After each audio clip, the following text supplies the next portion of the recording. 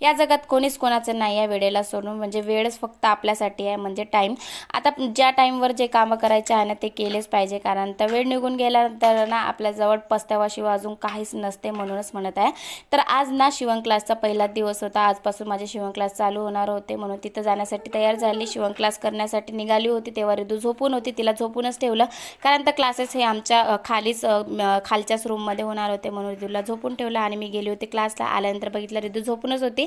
मग तिला उठल्यानंतर खायला दिलं. मी छोटे मोठे कामं होते ते करून घेतले होते. मग ना मला अद्रक लसणचं पेस्ट करायचं होतं हप्त्याभरासाठी, तर ते मी करून ठेवण्यासाठी घेतलं होतं. पण तेवढ्यातच माझ्या नशिबासारखं या लाईटने मला धोका दिला होता आणि मला खूप वेळ वाट बघावं लागली होती. खूप वेळानंतर मग लाईट आली. अद्रक लसणचं पेस्ट करून घेतलं, सोबतच ना मग क्लिनिंग वगैरे करून घेतली होती, कारण तर मग स्वयंपाकाला पण लागायचं होतं संध्याकाळच्या. आता गरमी खूप जास्त होत आहे, त्यामुळं ना गॅसजवळ जास्त वेळ राहायची इच्छा होत नाही, म्हणून मी मसाला भातच बनवणार होती इथं कुकरमध्ये. चला मग इथं माझा दिवस अशा प्रकारे गेला होता. भेटूया पुढच्या ब्लॉगमध्ये. Bye bye.